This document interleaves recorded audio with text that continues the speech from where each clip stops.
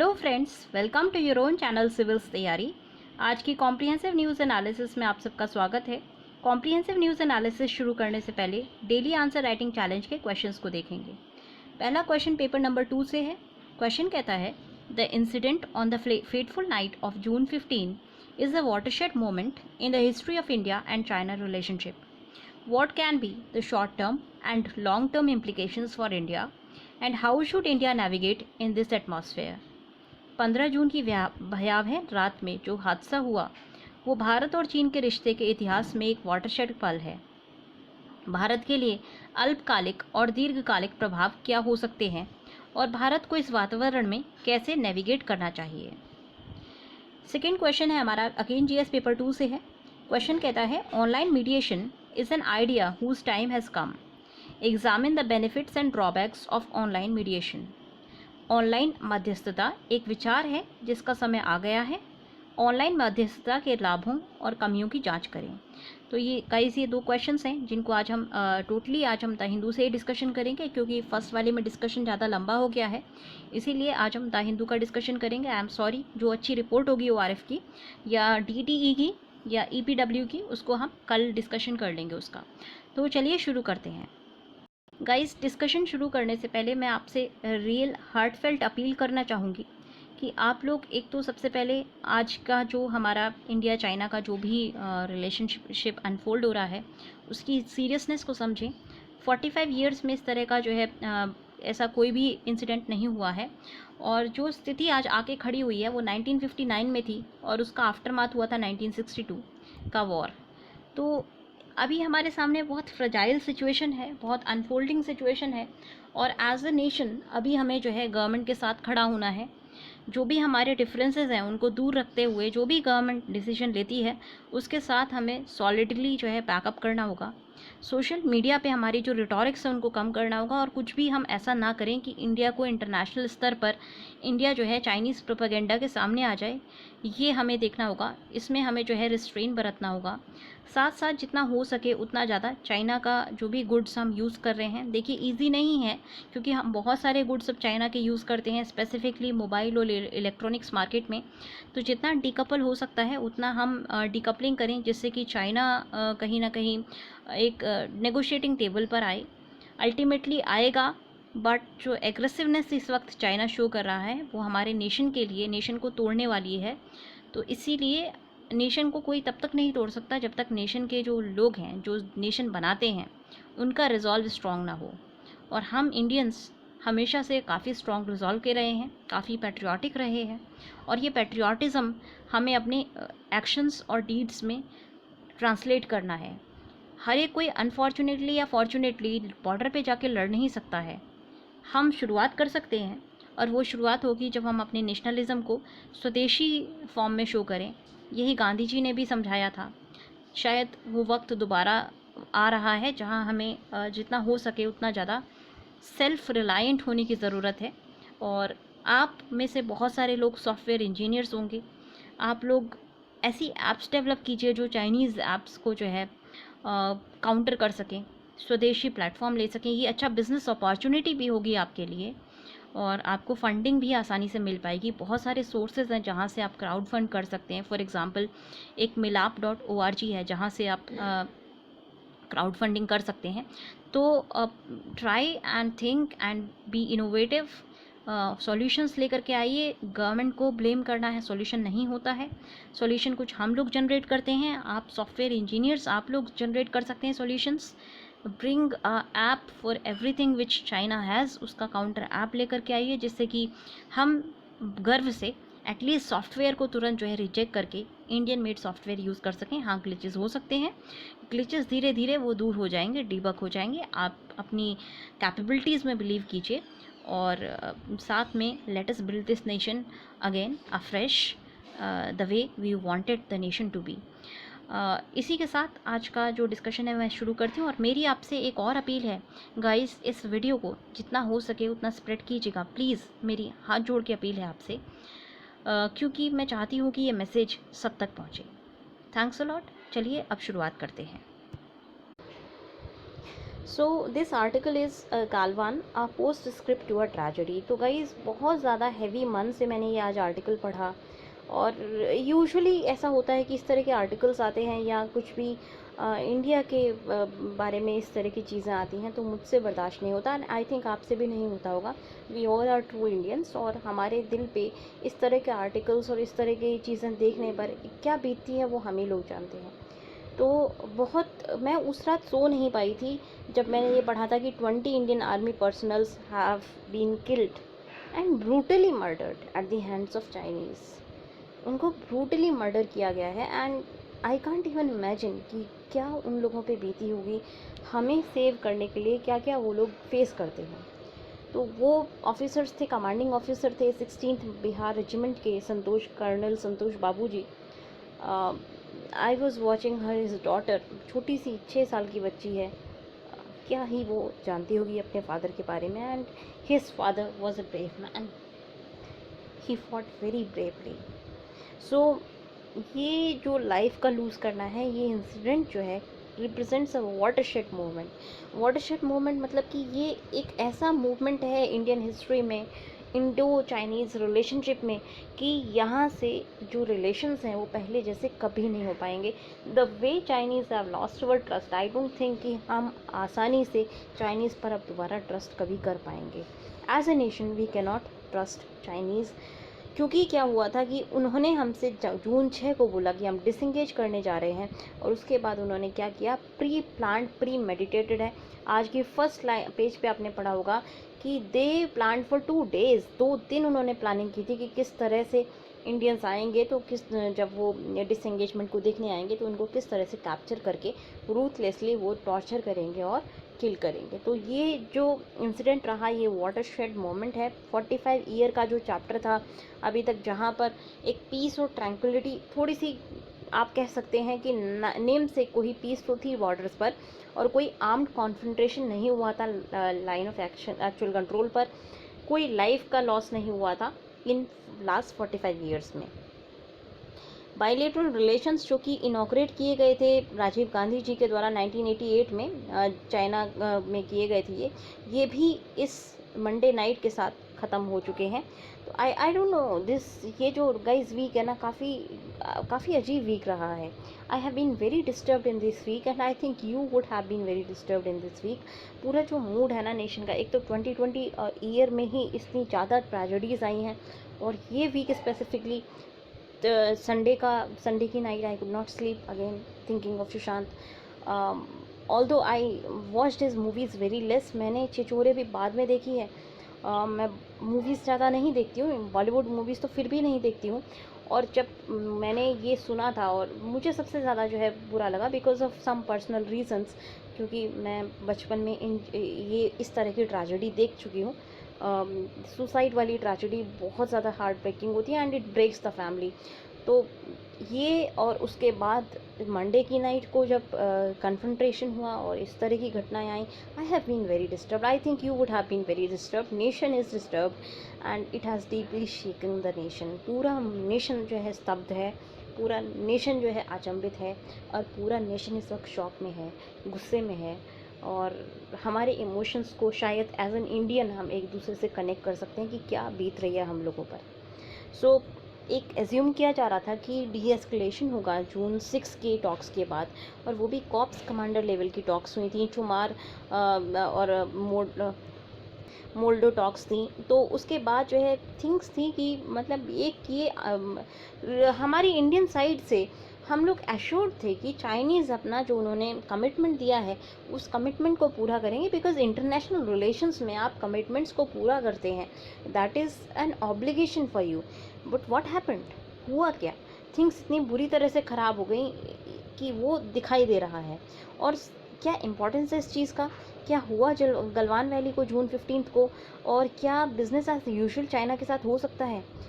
अब अनलाइकली है कि हाल फिलहाल में चाइना और इंडिया के रिलेशनशिप बेहतर हो पाएंगे। जो कैलकुलस थी वो पूरी तरह से डिस्टर्ब हो चुकी है, जो रिलेशंस थे वो एकदम लोवेस्ट पॉइंट पर रीच कर चुके हैं, और यहाँ से जो है अब काफ़ी इमोशंस को थोड़ा सा साइड रख के कूलली सोचने की ज़रूरत है, अदरवाइज़ ये जो हमारा मोमेंट है ये 1962 जैसा मोमेंट हम रीच कर रहे हैं। तो 1959 से 2020 तक क्या हुआ था? 1962 में ऐसा क्या हुआ था कि हमारा जो है कन्फ्रंटेशन हो गया चाइनीज़ के साथ?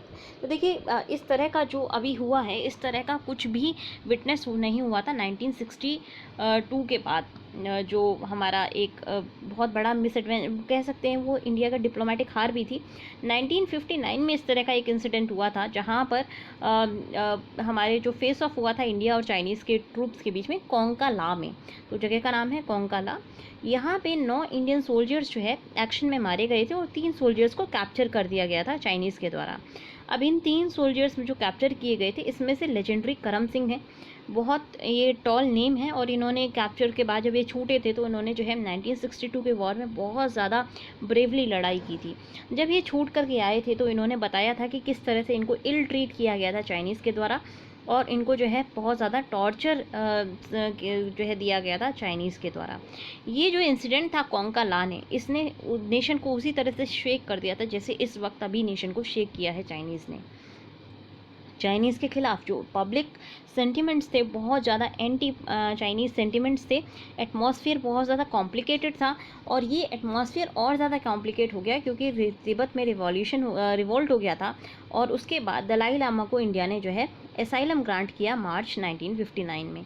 तो ये सारे जो इंसिडेंट्स थे बहुत ज़्यादा जो है मिल करके काफ़ी एक्सप्लोसिव हो गए थे। एंटी ट्रस्ट, एक दूसरे के खिलाफ ट्रस्ट एकदम लोएस्ट लेवल पर हो गया था और उसके बाद जो है कुछ भी रूम नहीं बचा था कि अब रीजन्ड और नेगोशिएटेड सेटलमेंट हो सके, क्योंकि दोनों साइड्स के बहुत बड़े ग्रीवियंसेस हो गए थे और ऐसे में जो है बाउंड्री क्वेश्चन हल नहीं हो सकता था।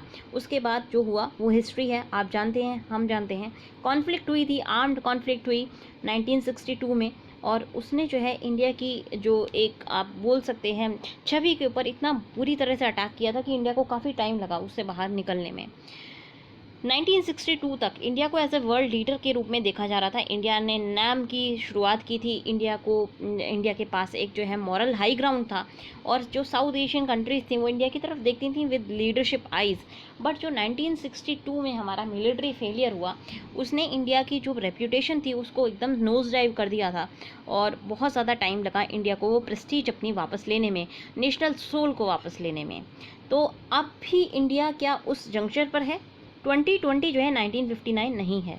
ये चीज़ सबने अनइक्विवोकली कही है, आपने, हमने अपने जनरल कॉन्वर्सेशंस में कही है, अपनी ट्वीट्स में कही है, अपने व्हाट्सएप के स्टेटसेस में कही है कि 2020 जो है 1962 या 1959 नहीं है।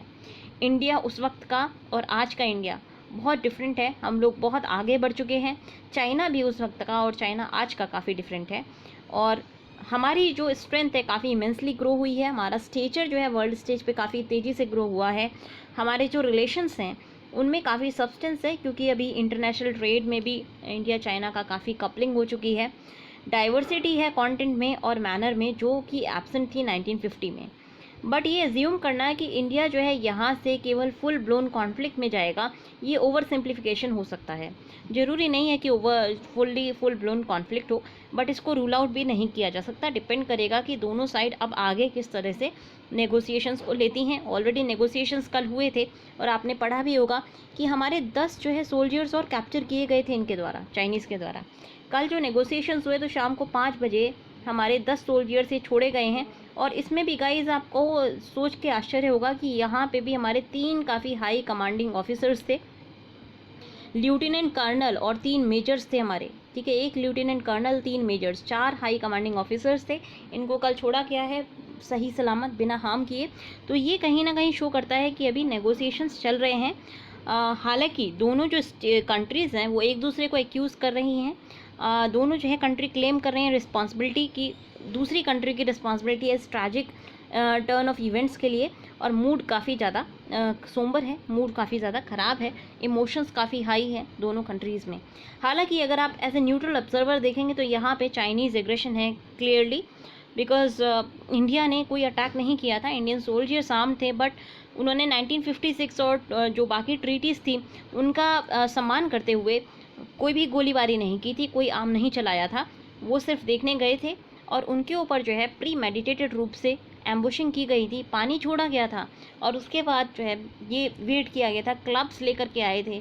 आपने देखा होगा किस तरह के हथियार वो लाए थे, स्टिक पे वो जो है तार बांध के लाए थे और brutally hand to hand combat में मर्डर किया गया है। कोल्ड ब्लडेड ये मर्डर है।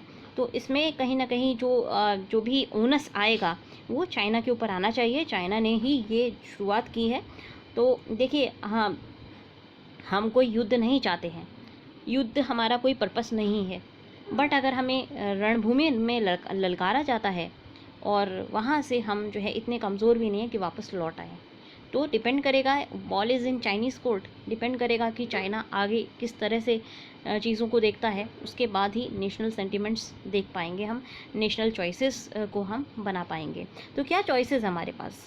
तो चॉइस के लिए देखिए, सबसे पहले है कि एक बार बहुत रेशनली सोचने की ज़रूरत है, कूल हेडेड थिंकिंग करनी होगी। और ये सबसे बुरी बात ये है कि चाइना जो है हमेशा एक ऐसे सांप की तरह है कि वो तभी डसता है जब हमारे जो है कोई इंटरनल प्रॉब्लम आ रही हो। तो इस वक्त जब पूरी दुनिया कोविड के क्राइसिस से लड़ रही है, और ये कोविड का क्राइसिस जो चाइना की गिफ्ट है वर्ल्ड को, चाहे आप इसको माने या ना माने, this virus has come from China. और ये पहला वायरस नहीं है जो चाइना ने वर्ल्ड को दिया है। इससे पहले सार्स का जो वायरस था, आउटब्रेक था, वो भी चाइना से ओरिजिनेट हुआ था। तो वर्ल्ड को ऐसे जंक्चर पे लाके लाखों लोगों की जान जा चुकी है इस चाइना के अंडर रिपोर्टिंग, और ये जो इनका एक ऐसा रवैया था जहाँ पे इन्होंने वर्ल्ड को इन्फॉर्म नहीं किया था आउटब्रेक के बारे में। उसके बाद इस तरह की हरकत करना और बॉर्डर्स पे एग्रेशन करना, ये चाइनीज़ जो डिज़ाइन है उनको एक्सपोज करता है। और ये एक्सपोज करता है कि China is not a rule based player in the international arena. ये रूल बेस्ड प्लेयर बिल्कुल नहीं है, चाइना के ऊपर बिल्कुल ट्रस्ट नहीं कर सकते हैं। गवर्नमेंट को जो है हमारी इकनॉमी, हमारी जो हेल्थ केयर सिस्टम है, बहुत बुरी तरह सफ़र कर रहा है। इकनॉमी को जो है रिकवर करना पड़ेगा स्टैग्नेंसी में। और जो टेंशन्स हैं हमारी पाकिस्तान के साथ भी परसिस्ट कर रही हैं। आपने कल पढ़ा, आई डोंट नो आपने पढ़ा कि नहीं, LOC पे भी कंटिन्यूस जो है गोलीबारी जारी है। 13 जो है सोल्जर्स यहाँ से इंडियन साइड से पाकिस्तान से गोलीबारी जो की गई थी, उसमें पाकिस्तानी सोल्जर 13 सोल्जर्स मारे गए हैं। फिर कल नेपाल ने जो बिल था उस पर प्रेसिडेंशियल सिग्नेचर कर दिए हैं, तो अब वो एक लॉ बन गई है। और फाइनली नेपाल ने ऑफिशियली जो डिपू लेक काला पानी का एरिया है वो अपनी टेरिटरीज़ में शामिल कर दिया है। तो ऐसे में 3 फ्रंट पे हमारे लिए प्रॉब्लम्स हैं। शायद इससे पूरा टाइम इंडिया के लिए अभी मेरी उसमें तो नहीं आया है, आई डोंट थिंक आपकी मेमोरी में आया हो, जब इतनी सारी प्रॉब्लम्स एक साथ एक साल में हमें फेस करने को मिली हो। बहुत ज़्यादा टर्बुलेंस क्रिएट किया गया है। और जैसे हम अभी अपने सोल्जर्स की लाइफ के लॉस का वो मॉर्न कर रहे हैं, वहाँ पर एक ये भी देखना ज़रूरी है कि क्या ये जो है बैटल फ्रंट में कन्वर्ट होगी या नहीं। और इसको जो है ब्लाइंडली हम ये देखिए, युद्ध की कोई आशा नहीं करता है, क्योंकि हम ऐसे जंक्चर पर हैं कि अगर युद्ध होता है तो सबसे ज़्यादा जो लॉस होगा वो हमारा ही होगा, इकनॉमी हमारी और ज़्यादा बैटर डाउन होगी। यही चाहते हैं हमारे दुश्मन। आप एक क्लियरली हम कह सकते हैं, इस इंसिडेंट के बाद हम आइडेंटिफाई कर सकते हैं, China is no friend of ours. China हमारा कोई गुडविल पार्टनर या फ्रेंड नहीं है। तो हमारे दुश्मन यही चाहते हैं कि हमें सबसे ज़्यादा चोट पहुँचाएँ। वो वेट कर रहे थे कि हम एक ऐसी वल्नरेबल पोजीशन में आए जहाँ पर हम पे लॉस इन्फ्लिक्ट किए जा सकें। ऐसे में युद्ध को जो है ब्लाइंडली एम्ब्रेस करना कोई एक समझदारी नहीं होगी। बहुत सारा नेशनल प्राइड और प्रेस्टीज स्टेक पर है। अगर दोबारा हम ये युद्ध हार जाते हैं या फिर ज़्यादा हमारे पर्सनल लॉसेस होते हैं, सोल्जर्स का लॉस होता है, अगेन उससे हमारा मोरल एज ए नेशन जो है डाउन होगा। तो ये एक चॉइस है, बट ये चॉइस जो है तभी लेनी चाहिए जब एक्सट्रीम हमें पुश किया जाए। इंडिया कभी नहीं कहता, इंडिया कहीं नहीं जाता है युद्ध लड़ने के लिए, इंडिया किसी से जो है युद्ध मांगता नहीं है। बट अगर युद्ध उसको दिया जाता है तो इंडिया को अपनी नेशनल प्रेस्टीज को सेव करना आता है।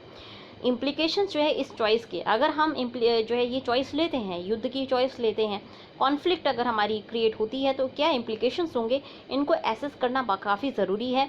इंस्टेंट ग्रेटिफिकेशन में जो है हम ये नहीं कर सकते कि ये इंटरनेशनल पॉलिटिक्स है गाइस, ये इंटरनेशनल रिलेशंस हैं, यहाँ पे बहुत कुछ स्टेक पर है। हम एक नेशन की बात कर रहे हैं, किसी ने हमारे पंच मारा तो हम जाकर के पंच मार के आए, ये इस तरह से इंटरनेशनल रिलेशंस नहीं चलते हैं। Eye for an eye will make the world blind. But हाँ, यहाँ पर एक नीड है कि हम वैलियंटली अपने ग्राउंड्स को जो है डिफेंड करें, अपनी नेशनल टेरिटरी को डिफेंड करें, और 1 इंच भी अपनी टेरिटरी किसी को नहीं दे सकते हैं। तो इंस्टेंट ग्रेटिफिकेशन की यहाँ पे ये देखने की ज़रूरत नहीं है। जो भी हम चॉइस लेते हैं उसके क्या इम्प्लिकेशंस होंगे, इनको केयरफुली एसेस करने के बाद ही हमें चॉइस लेनी होगी। इसके लिए बहुत स्ट्रॉन्ग पॉलिटिकल डायरेक्शन चाहिए, एंड आई होप वो पॉलिटिकल डायरेक्शन प्रेजेंट है। सबसे अच्छी बात है कि हाँ, इंडिया लकी है कि इस जंक्चर पर हमारे पास NSA अजय डोभाल जी जैसे जो है पर्सन हमारी सिक्योरिटी को हेड कर रहे हैं, और कहीं ना कहीं वो जो डिसीजंस लेते हैं, हम देख चुके हैं कि बहुत स्ट्रॉन्ग डिसीजंस लेते हैं, और उनके डिसीजंस हमेशा से इंडिया की जो इंटरनेशनल एरिना है वहाँ पर न केवल सिक्योरिटी इन्होंने इंश्योर की है, बल्कि हमारी प्रेस्टीज को भी इंटैक्ट रखा है। तो पॉलिटिकल डायरेक्शन काफ़ी स्ट्रॉन्ग होनी चाहिए, और मैच्योर डेलिब्रेशन होना चाहिए, और कोहेरेंस होनी चाहिए। सभी जो हमारे की हैंडलर्स हैं उनमें एक कॉमन मिनिमम जो है अंडरस्टैंडिंग होनी चाहिए कि हम अब इस इश्यू को आगे कैसे डील करेंगे।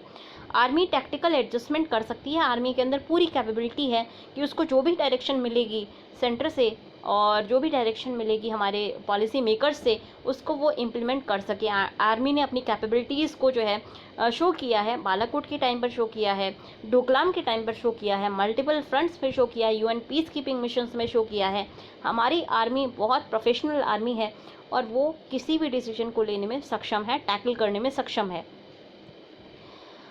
यहाँ पे जो कंप्लीट स्ट्रैटेजी होगी चाइना की, वो कॉम्प्रिहेंसिवली इमर्ज होगी पॉलिटिकल ग्राउंड से। हम एक डिक्टेटर स्टेट नहीं है, मिलिट्री स्टेट नहीं है। ऐसे में जो टैक्टिकल डिसीजंस होते हैं वो आर्मी लेता है, और जो हमारे जो पॉलिटिकल डिसीजंस होते हैं वो हमारे पॉलिटिकल पॉलिसी मेकर्स लेते हैं। तो ये पॉलिटिकल पॉलिसी मेकर्स डिसाइड करेंगे कि अब आगे क्या स्ट्रैटेजी होनी चाहिए, और यहाँ पे नेशनल सिक्योरिटी पॉलिसी जो है सबसे ज़्यादा फोकस में रहेगी। जो भी डिसीजन लिया जाएगा वो इस तरह से लिया जाएगा कि हमारी जो सिक्योरिटी है वो इंटैक्ट रहे। ये गवर्नमेंट ऑफ इंडिया जो है फंक्शन, जो भी डिसीजन लेगी उसको इम्प्लीमेंट करने के लिए आर्मी तैयार है। Government of India prime minister के डायरेक्शन में एक जल्दी ही डिसीजन लेगी। आज ऑल पार्टी मीटिंग बुलाई गई है, तो शायद उसके बाद एक कंसेंसस जनरेट होगा, उसके बेसिस पे डिसीजन मेकिंग की जाएगी। रिस्पॉन्सिबिलिटी ये है गवर्नमेंट की कि वो इफेक्टिवली और स्ट्रैटेजिकली कम्युनिकेशन करे, जिससे कि फियर मॉन्गरिंग ना हो, और जो स्पेकुलेशन है, गॉसिपिंग है, वो कम हो सके। एज ए रिस्पॉन्सिबल नेशन हमें बिहेव करना है। सोशल मीडिया पे हमें जो है ज़्यादा बकबक नहीं करनी है, रिटॉरिक्स अप नहीं करने हैं, जिससे कि ये माहौल इतना ज़्यादा ख़राब हो जाए कि आगे कोई स्पेस ही ना बचे मैन्यूवरिंग का। तो ऐसे में जो है ये तभी हो सकता है जब एक क्लियर कम्युनिकेशन आए कि क्या हुआ, क्या सर्कमस्टांसेस थे चाइनीज़ ट्रांसग्रेशन के सिक्किम में और लद्दाख में पिछले कुछ महीनों में। इससे हमारी जो पब्लिक डिबेट है उसको एक डायरेक्शन मिलेगी, और पब्लिक के सेंटिमेंट्स भी अच्छे से गाइड हो पाएंगे।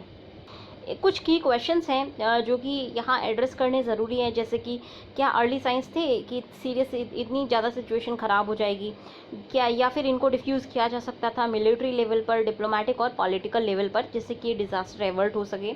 हमें राइट कंक्लूजन्स ड्रॉ करने हैं जिससे कि हमें फ्यूचर में मदद मिल सके, एक टेम्पलेट हमारा जारी हो सके कि इस सिचुएशन में हमें कैसे डील करना है।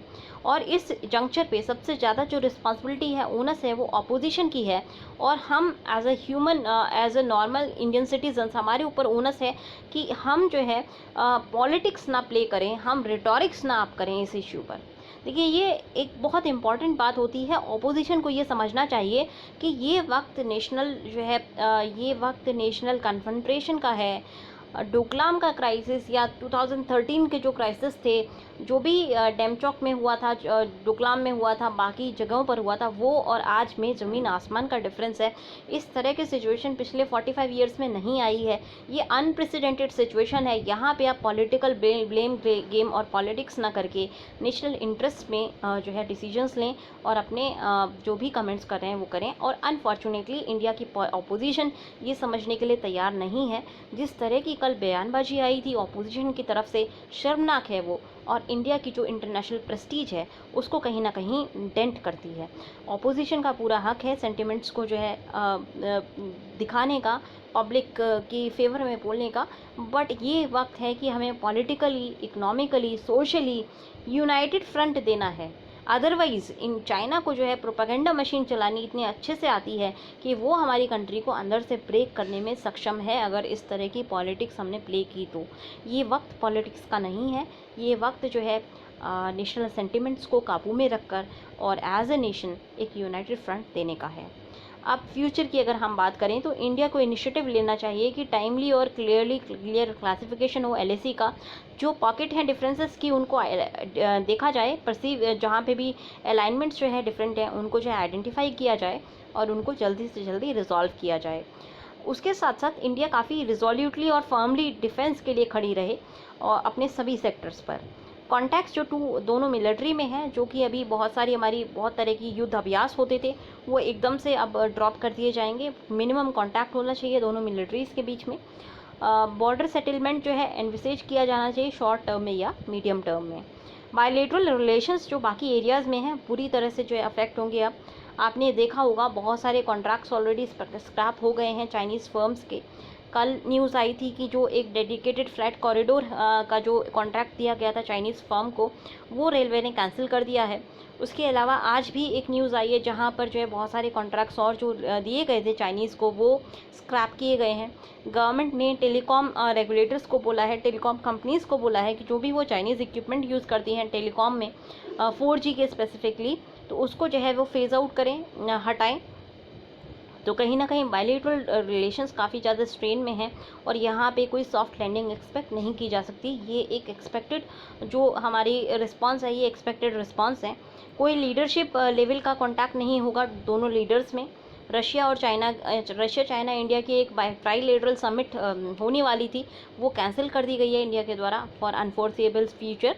तो लीडरशिप लेवल का कांटेक्ट भी जो है तब तक नहीं हो सकता जब तक कोई इस चीज़ का रिजोल्यूशन आए, और इस बारे में जल्दबाजी करने की भी कोई ज़रूरत नहीं है। डिप्लोमेटिक चैनल जो है कंटिन्यू करेंगे, ओपन रहेंगे, और वो जो है कोशिश करेंगे कि स्मूथ ऑपरेबिलिटी हो सके और एक दूसरे के जो भी इश्यूज़ हैं वो एक दूसरे तक पहुंचाए जा सकें। इंडियन बिजनेस जो चाइना में फंक्शन कर रहे हैं उनके ऊपर काफ़ी ज़्यादा स्ट्रेन होगा और वो एक्सपेक्ट कर सकते हैं कि उनके वो फंक्शन करना काफ़ी डिफ़िकल्ट हो जाएगा।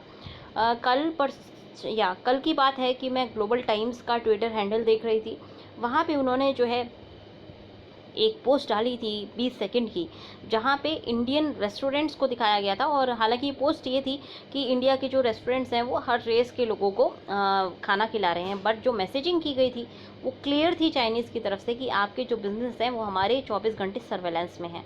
तो ये कहीं ना कहीं एक्सपेक्ट किया जा सकता है। China as it is a surveillance state, और इंडिया के जो बिज़नेसेस वहाँ काम कर रहे हैं उनको बहुत ज़्यादा परेशानी फेस करनी होगी, और ऐसा ही चाइना के बिज़नेस जो इंडिया के अंदर हैं उनको भी काफ़ी ज़्यादा परेशानी फेस करनी होगी और काफ़ी ज़्यादा टफ एक सिनेरियो होगा गवर्नमेंट का। ऐसे में हमें भी जो है गवर्नमेंट को पूरा सपोर्ट करना है, और जो भी नए फ़ोन्स लॉन्च होते हैं चाइनीज़ फर्म्स के द्वारा, देखिए 5G फ़ोन है आपका OnePlus जो अभी रिलीज़ हुआ है, और 5G आपको जो है इनेबल करता है चाइनीज़ गवर्नमेंट को स्पाई करना। तो ये आपकी ओनस है कि आप भी चाइनीज़ गुड्स को शन करें जितना हो सके, जिससे कि हम कहीं ना कहीं एक प्रेशर पॉइंट बना के रख सकें चाइना के ऊपर। कुछ एरियाज़ ऐसे हैं जो हमारी नेशनल सिक्योरिटी को अफेक्ट करते हैं, जैसे कि साइबर फील्ड हुआ या टेलीकम्युनिकेशन हुआ, और टेक्नोलॉजी जो कि स्पाइंग और सर्वेलेंस को जो है एनेबल करती है, जैसे कि 5G हुआ।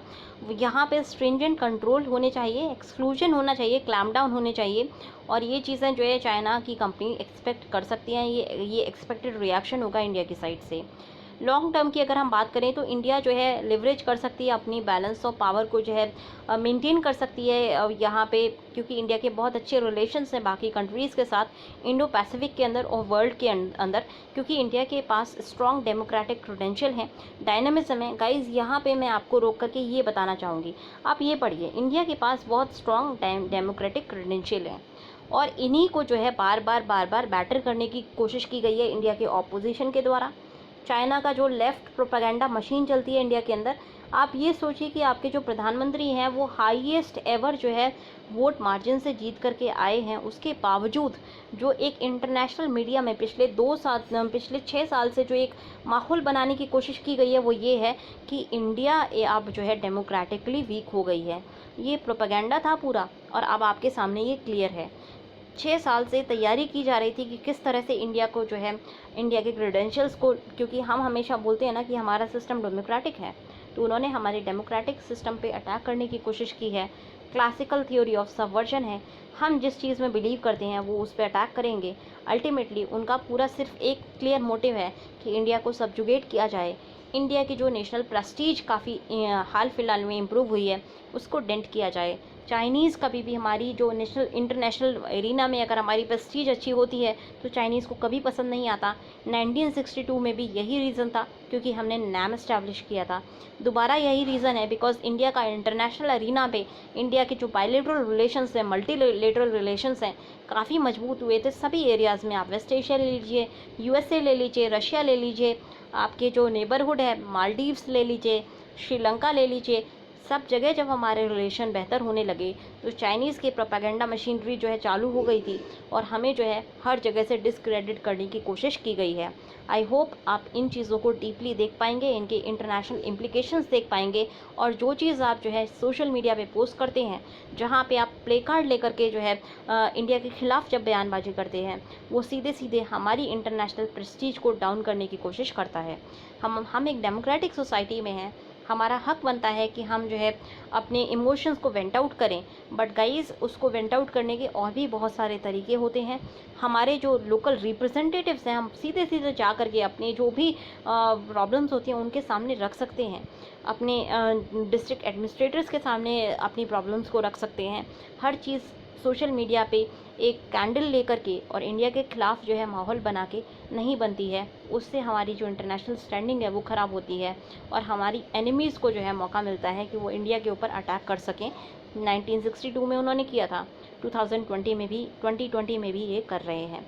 अब देखना आपको और हमें है कि हम जो आने वाली जनरेशन है, हम कितना सीरियसली अपने नेशन की संप्रभुता को बचाने में सक्षम है और किस तरह से हम इंडिया के साथ बैंड होकर के खड़े हो पाएंगे।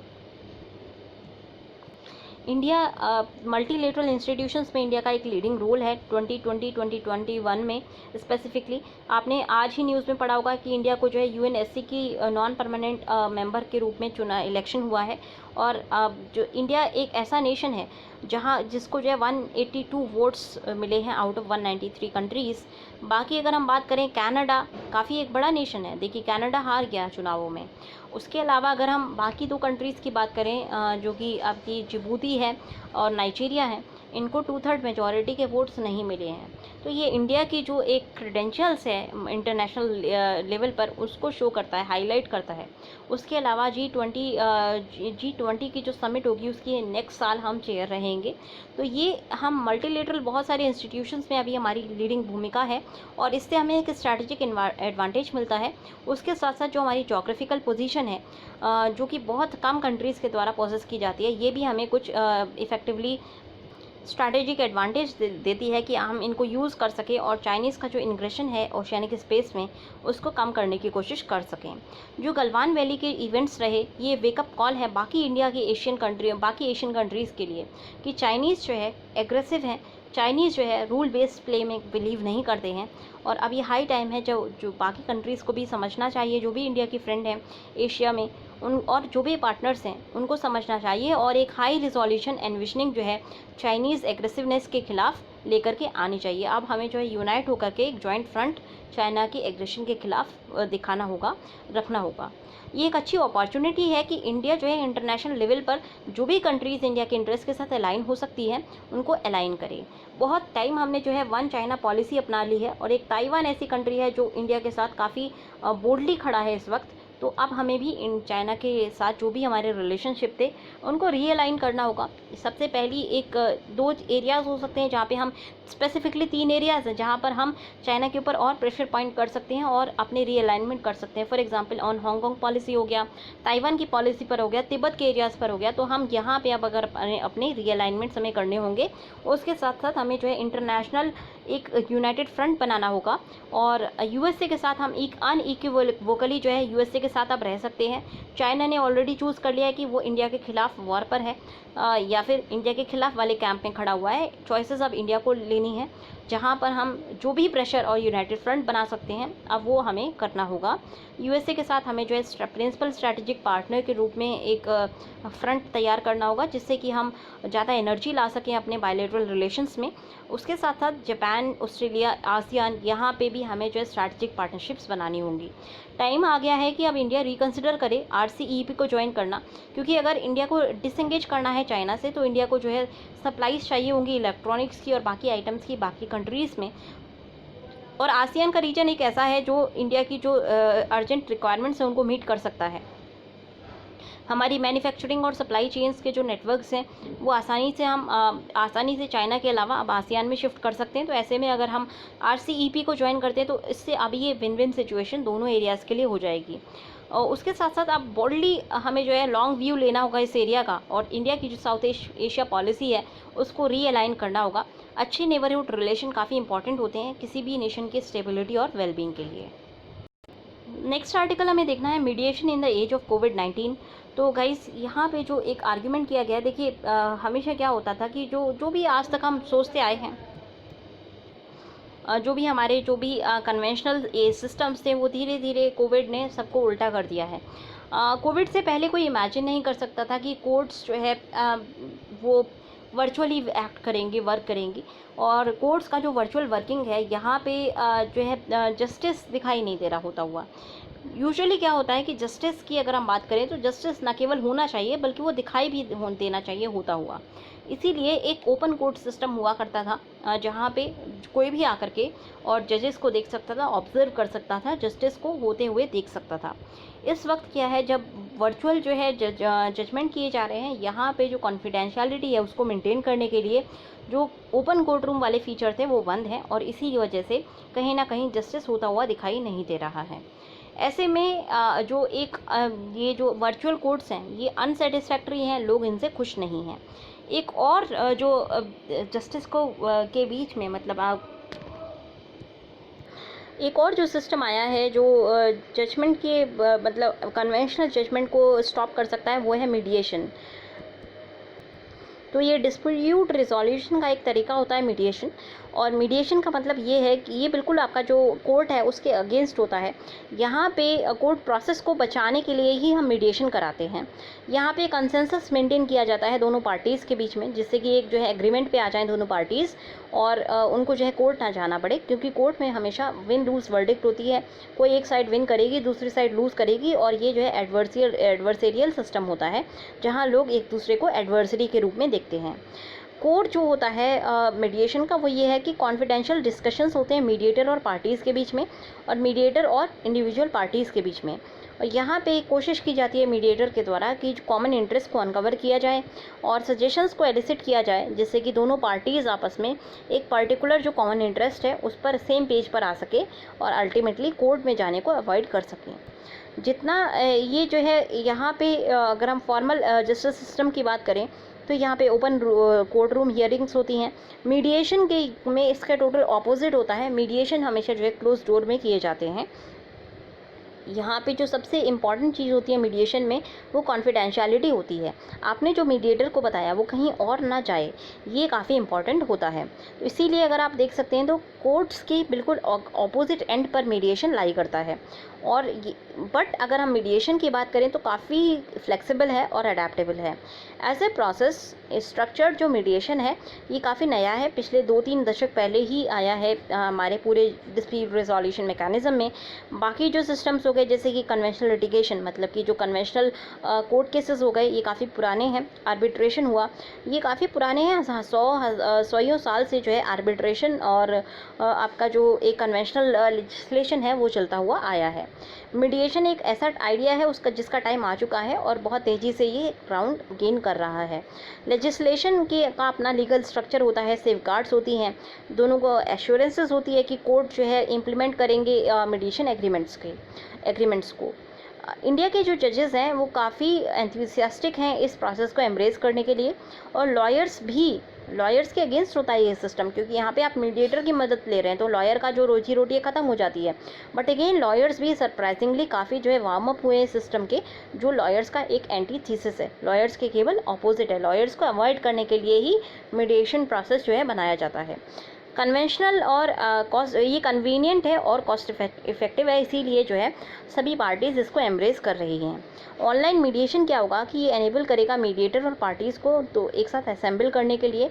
दोनों अपनी कंप्यूटर स्क्रीन्स पे, दोनों पार्टीज़ अपनी कंप्यूटर स्क्रीन्स पे असेंबल हो सकती हैं और इसके लिए फ़िज़िकल जो है प्रॉक्सिमिटी की ज़रूरत नहीं है। डिस्कशन गाइड हो सकते हैं दोनों पार्टीज़ के लॉयर्स के द्वारा और यहाँ पे अपॉर्चुनिटी होती है कि सभी पार्टीज़ अपने व्यू पॉइंट्स को रख पाएँ। सेपरेट मीटिंग्स जब भी रिक्वायर्ड हो तो मीडिएटर क्या करेगा, वो जो है क्लिक ऑफ बटन से स्क्रीन चेंज कर लेगा तो सेपरेट मीटिंग्स हो पाएंगी। सबसे बढ़िया एडवांटेज ये है ऑनलाइन मीडिएशन का कि काफ़ी कन्वीनियंट है, कॉस्ट इफेक्टिव है और एफिशिएंटली टाइम को यूज़ करती है। पार्टीज़ को कोई कॉस्ट नहीं बियर करनी, उनको कोई ट्रैवल नहीं करना, उनको लंबे घंटे वेट नहीं करना है, उनको एडजर्नमेंट और मल्टीपल विजिट्स से जो है मूव नहीं करना है मीडिएशन सेंटर पे जा करके। बहुत सारी चीज़ें जो है ऑनलाइन की जा सकती हैं जिससे कि रिज़ल्ट काफ़ी तेज़ी से आता है। जो मिसिंग है इस प्रोसेस में वो है इमीडिएसी, डायरेक्टनेस और कंप्लीट कॉन्टैक्ट, जो कि पॉसिबल होगा फेस टू फेस मीटिंग्स में ही। अब अगर हम ऑनलाइन प्रोसेस की बात करें तो पार्टिसिपेंट को थोड़ा सा जो है सेफ्टी की कुकून मिलती है, क्योंकि हम फिज़िकली एक दूसरे के कांटेक्ट में नहीं हैं, इसीलिए हम थोड़े से सेफ रहते हैं, इमोशंस अच्छे से मैनेज हो पाते हैं। जब फेस टू फेस कन्फ्रंटेशन होता है तो कॉन्फ्लिक्ट बढ़ जाती है। स्पेसिफिकली अगर हम मैट्रिमोनियल केस की बात करें या प्रॉपर्टी डिस्प्यूट्स की बात करें, जहाँ पे टेम्पर और इमोशन काफ़ी तेज़ी से बढ़ जाते हैं डोमेस्टिक सिचुएशंस में, और सेटिंग अगर फिजिकल होती है तो वहाँ पे बिजनेस लॉजिक जो है वो काम नहीं कर पाता। इसीलिए जो है आपका यहाँ पे इन केसेस में ऑनलाइन मीडिएशन एक अच्छी चीज़ रहेगी, क्योंकि ऑनलाइन बेसिस पे आप फिज़िकली एक दूसरे को नहीं देख रहे हैं, फिज़िकली कांटेक्ट में नहीं हैं, हाथ नहीं चला सकते, बाकी जो इमोशंस होंगे उनको मैनेज करना थोड़ा सा ईजी हो जाता है। अब अगर हम बात करें पार्टीज़ अगर दूसरी कंट्रीज़ में लोकेटेड है तो अगेन मीडिएशन एक अच्छा प्रोसेस है, ऑनलाइन मीडिएशन स्पेसिफिकली एक अच्छा प्रोसेस है जहाँ पे आप आसानी से मीडिएशन कर सकते हैं बिना मूवमेंट किए, बिना जो है एडिशनल कॉस्ट को इनकर किए। तो हमने ये एडवांटेजेस देखी ऑनलाइन मीडिएशन की, बहुत सारी डिसएडवांटेजेस भी हैं। फॉर एग्जांपल कॉन्फिडेंशियलिटी जो है कॉम्प्रोमाइज़ हो सकती है अगर कोई स्क्रीन को रिकॉर्ड करे। सिमिलरली जो सर्विस प्रोवाइडर है उसको विजिलेंट रहना पड़ेगा, जैसे कि कोई अगर लीक करता है या कोई सिक्योरिटी ब्रेच होता है तो उसको पेनलाइज किया जा सके। टेक्निकल ग्लिचेस जो है मिनिमाइज़ होने चाहिए। इंटरनेट सर्विस प्रोवाइडर्स को गियर अप करना होगा कि स्क्रीन क्लैरिटी रह सके और अनइंटरप्टेड फीड मिले। उसके अलावा यहाँ पे एप्रीहेंशन रहता है कि ऑनलाइन कम्युनिकेशन जो है अंडर प्रिविलेज को एक्सक्लूड कर सकते हैं, क्योंकि जो लोग अफोर्ड नहीं कर सकते एक्सेस टू इंटरनेट, उनके पास कैपेसिटी नहीं है या असिस्टेंस नहीं है इसको यूज़ करने की, तो उनके लिए ये मीडिएशन प्रोसेस जो है अनरीचेबल हो जाएगा। तो ऐसा जो एक्सक्लूजन होगा वो मतलब इक्वल होगा एक्सेस, ये डिनायल ऑफ जस्टिस के बराबर होगा। इसीलिए स्टेट्स और कोर्ट्स जो कि अलाउ कर रहे हैं मीडिएशन को, तो उनको एनकरेज करना चाहिए कि वो जो है वीकर पार्टीज़ को जो है वो असिस्ट करें। उसके साथ साथ जो उनको जो है ये देखना होगा कि किस तरह से वो वीकर पार्टीज़ को एनेबल कर सकते हैं इस फैसिलिटी को एक्सेस करने के लिए। तो क्या किस तरह के सिस्टम्स वो बनाएंगे जिससे कि जो पार्टी खुद नहीं अफोर्ड कर सकती तो उसको भी एक प्लेटफॉर्म दिया जा सके कि वो भी किसी तरह से इस प्रोसेस में शामिल हो सके। यहाँ पे एक सिल्वर लाइनिंग है, यहाँ पे हम कुछ नई policies out of the box thinking करके कुछ नया प्रोसेस ला सकते हैं, बट ऑनलाइन मीडिएशन जो है काफ़ी अच्छा रहेगा, जिससे कि हम जो हमारे जो कोर्ट केसेस हैं, स्पेसिफिकली जो सिविल केसेस हैं, उनको हम जल्दी से जल्दी रिजॉल्व कर सकें। नेक्स्ट आर्टिकल हमें देखना है एट अ हाई टेबल। तो यहाँ पे इंडिया की जो मेंबरशिप है यूएनएससी में उसके बारे में बात की गई है। इंडिया का जो इलेक्शन था यूएनएससी में as a non permanent member, ये काफ़ी बड़ी डिप्लोमेटिक विक्ट्री है हमारी कंट्री के लिए, और ये क्योंकि हमारी कंट्री काफ़ी टाइम से जो है पुश कर रही थी कि ग्लोबल इंस्टीट्यूशंस में रिफॉर्म आए। विक्ट्री अनएक्सपेक्टेड नहीं थी, क्योंकि इंडिया जो है अकेला और आपका जो है कंटेस्टेंट था एशिया पैसिफिक सीट से, और इसको जो है जो 55 मेंबर ग्रुप है एशिया पैसिफिक का, जिसमें पाकिस्तान और चाइना भी इंक्लूडेड है, उन्होंने भी अनइक्विवोकली जो है एंडोर्स किया था इंडिया को। बट ये इंडियन फॉरेन पॉलिसी एस्टैब्लिशमेंट ने कोई भी चांसेस नहीं लिए थे इलेक्शन के टाइम पर, क्योंकि ये इलेक्शन जो है सीक्रेट बैलेट से होना था UNGA में, मतलब UN जनरल असेंबली में, और जीतने के लिए हमें 2/3 मेजॉरिटी की ज़रूरत पड़ती है। इंडिया ने जो है 184 वोट्स को गार्नर किया था out of 193 strong general assembly. Mexico, Norway और आयरलैंड भी इलेक्ट हुए हैं as non permanent members. Mexico जो है लैटिन अमेरिका सीट से अनकंटेस्टेड विन हुआ जीता है। नॉर्वे और आयरलैंड जो है विक्टोरियस हुए हैं। 3 वे कॉन्टेस्ट था। नॉर्वे, आयरलैंड और कनाडा खड़े हुए थे, तो नॉर्वे और आयरलैंड जीते हैं। कनाडा जो है फेल हुई है। कनाडा को इनफ वोट्स नहीं मिले इस ग्रुप से। केन्या और जिबूती की, सॉरी नाइजीरिया मैंने बोल दिया था, मैं अपने आप को करेक्ट करती हूँ, केन्या था यहाँ पे। I am really sorry about that. तो केन्या और जिबूती दोनों कंटेस्ट कर रहे थे अफ्रीका सीट से, बट दोनों को जो है 2/3 मेजॉरिटी नहीं मिली है, तो दोनों को दोबारा जो है वोटिंग होगी और दोबारा उनको वोट फेस करना पड़ेगा।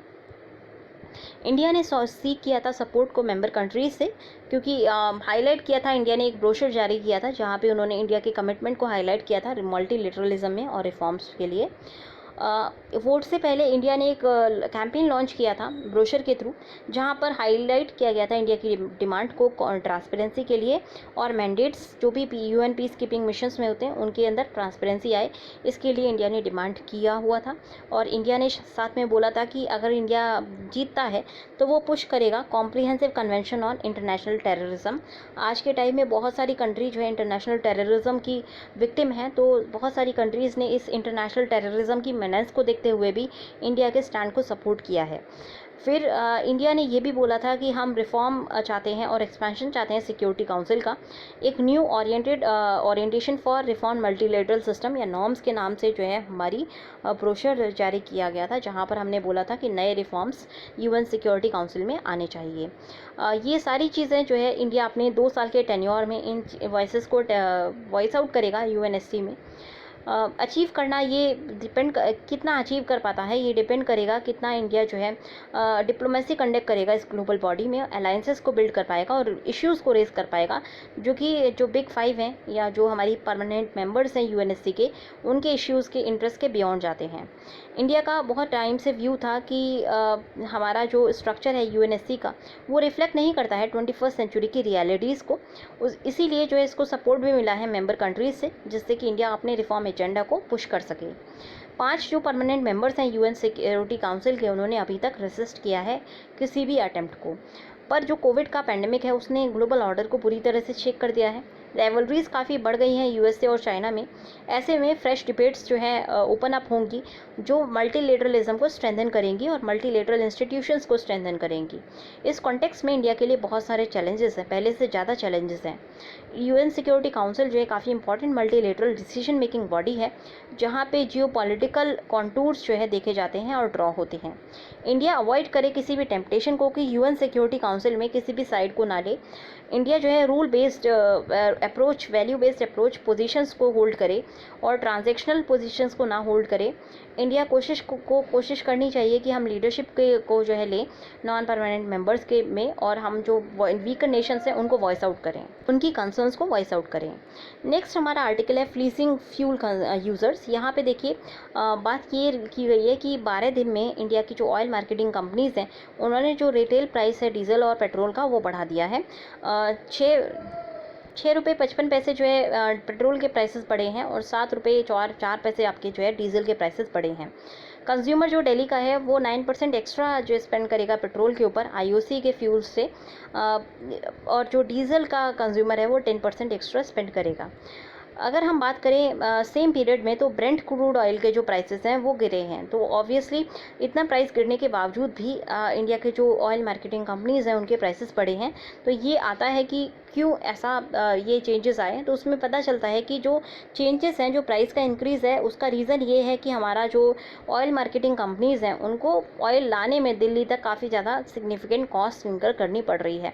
23% उनकी कॉस्ट ज़्यादा है सिर्फ ट्रांसपोर्टेशन पे के बेसिस पे, और बाकी जो आपका मेजॉरिटी ऑफ कॉस्ट है वो एक्साइज ड्यूटी और वैट की वजह से बढ़ जाती है। तो यहाँ पे स्टेट और सेंट्रल गवर्नमेंट, क्योंकि उनके अपने रेवेन्यू सोर्सेस ड्राई अप हो गए हैं, तो वो क्या कोशिश कर रही हैं कि जो भी फ्यूल यूज़र्स हैं उनसे जो है जितना भी एक्सट्रैक्ट कर सकें उतना वो एक्सट्रैक्ट करने की कोशिश कर रही हैं।